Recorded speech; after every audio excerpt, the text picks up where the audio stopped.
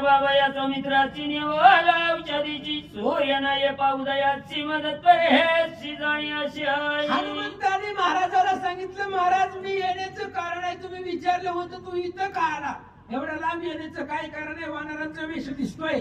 तुम्हाला सांगतो महाराज, त्या रावणाने लक्ष्मणावरती शक्ती मारली, लक्ष्मण पडलेला आहे आणि सूर्य उगवण्याच्या आधी हे असणारे औषधी घेऊन मला तिथं जायचंय, नाहीतर सूर्य उगवल्यावर लक्ष्मण मरणार आहे. म्हणून औषधी व्रत तू तपस तेजती विख्यात जननी माझ्या मनोगता शीघ्र कार्यार्थ साधावा.